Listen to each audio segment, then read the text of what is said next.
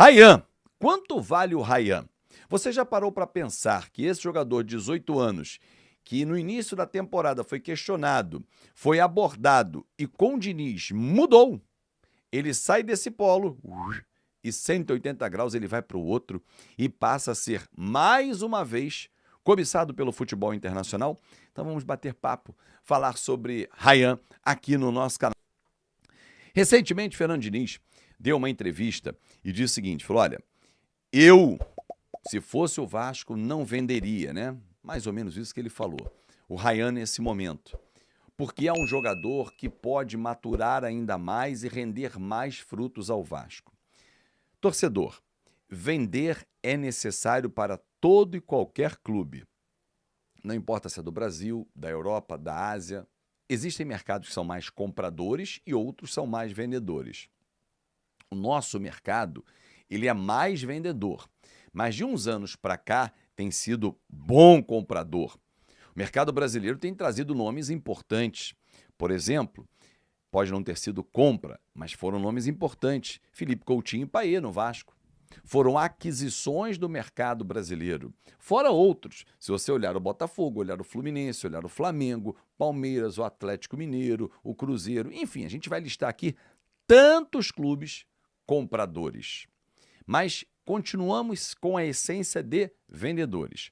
Porém, o Vasco sempre foi um grande celeiro, mas um mau vendedor nos últimos anos.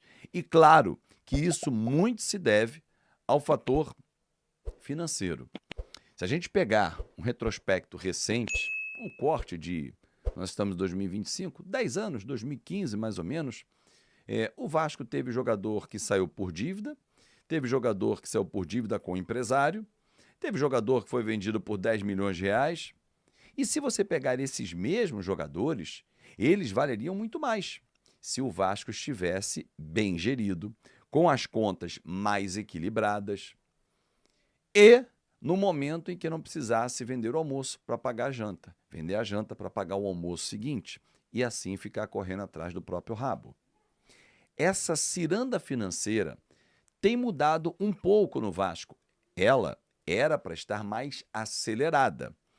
Era para estar num momento muito mais à frente. Mas por péssima gestão da 777, quem estava no Vasco também, e agora com a mudança, esse processo retrocedeu, voltou um pouquinho.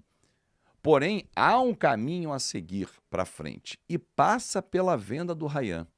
O Rayan não é de hoje, é um jogador que é selecionável, na base em todas as categorias, foi convocado, foi campeão, foi importante, fez gol, oscilou, jogou bem, jogou mal, mas sempre foi observado pelos gigantes europeus.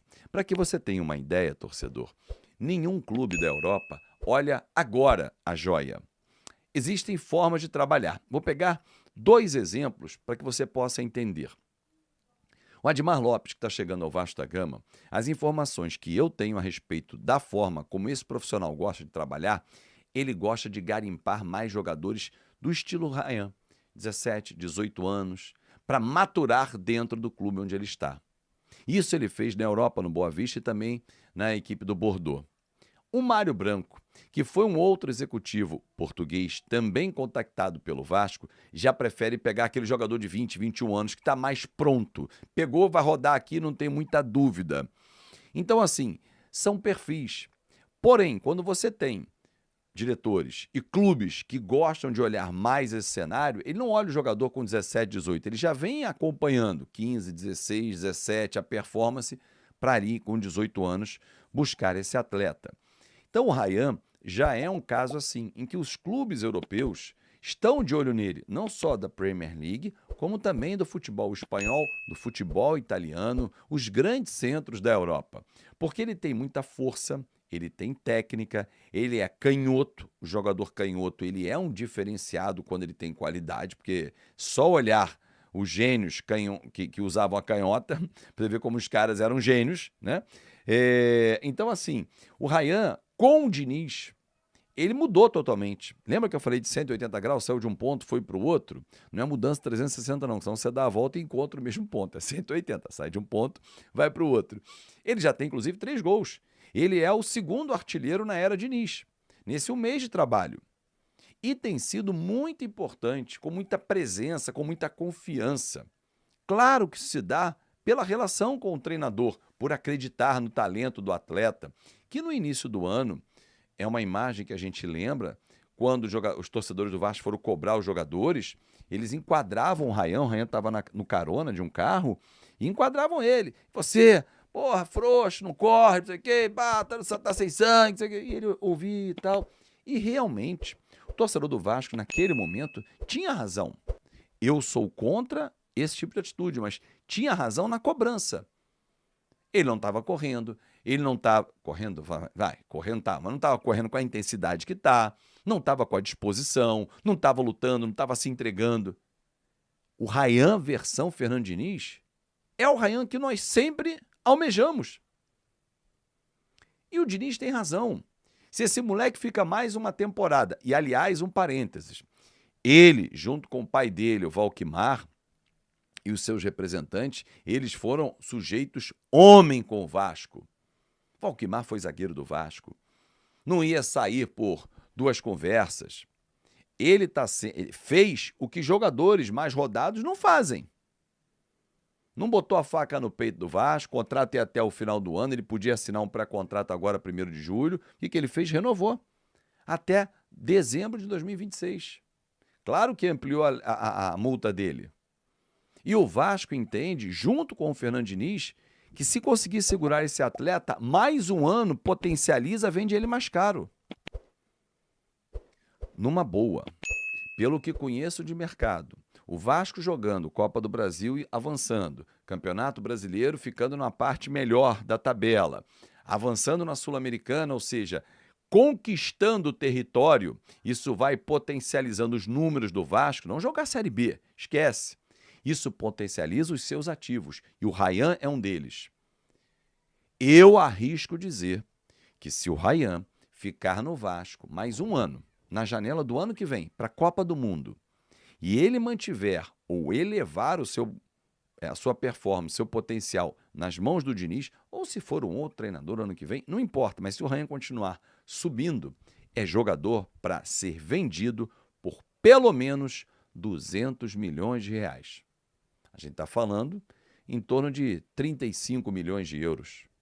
Contratação no Vasco da Gama, a primeira de Admar Lopes, diretor executivo português que tem data marcada para chegar no Rio de Janeiro e chegar mudando tudo dentro do nosso Cruz Maltino. E com a chegada do novo diretor executivo Admar Lopes, muitas mudanças vão acontecer. A expectativa, até assim, é que o departamento de futebol sofra muitas mudanças e positivas, né?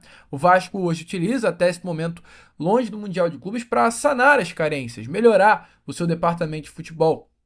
A contratação do próprio Admar Lopes foi uma grande melhora, uma melhora bem significativa, mas, meu amigo, eu te falo, é só o primeiro passo, tá? Chegada do diretor executivo português Admar Lopes, que tem data marcada para chegar no Rio de Janeiro nessa semana, é o primeiro passo de uma reformulação. A expectativa é que esse próximo passo seja a chegada de um head scout, né? Ou seja, um nome para compor a pasta do departamento de scout do Vasco da Gama. Informações aí é que Carlos Amodeu, o CEO hoje do Vasco da Gama, chegou a sondar até ontem, até anteontem, no caso, sexta-feira, o gerente do Centro de Informação do Atlético Mineiro, Rodrigo Weber. Entretanto, mesmo diante dessa sondagem, as coisas acabaram não indo para frente, porque ele acertou a saída do Galo e um contrato com o Leixões de Portugal para assumir no clube português a coordenação técnica. Com a chegada agora do Admar Lopes e diante da negativa que o Vasco sofreu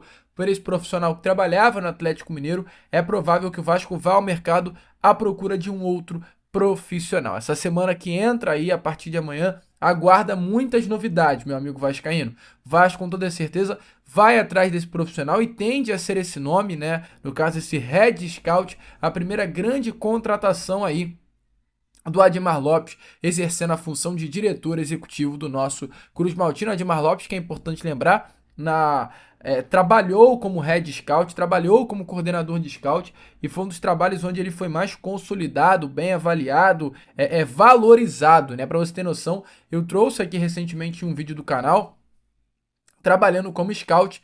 O Admar Lopes foi um nome procurado até pelo Real Madrid, cara. Ele trabalhou no Porto entre os anos de 2009 a 2014, teve um grande destaque no clube português e exatamente esse destaque fez aí com que o Real Madrid tivesse interesse na sua contratação. À época, ele preferiu acabar prosseguindo trabalhando no Lille, cara, como coordenador geral dessa pasta de scout do clube francês. Mas entende muito da área, tem muito conhecimento no mercado e deve estar trazendo aí, nesses próximos dias, um profissional à altura do Vasco da Gama, observando uma reformulação total aí nessa pasta da coordenação, né, de scout do nosso Cruz Maltino.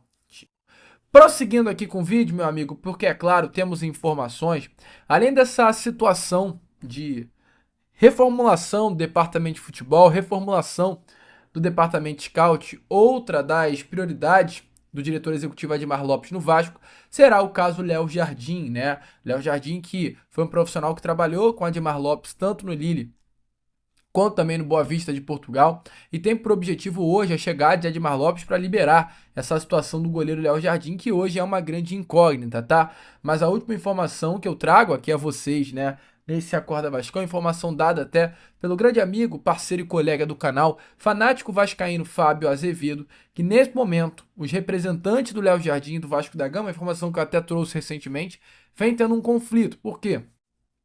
O Vasco acredita que Léo Jardim completando 60% das partidas que o Vasco tem a disputar no ano, cláusula será renovada automaticamente e ele ficará no Vasco, uma cláusula de renovação até o final do ano que vem.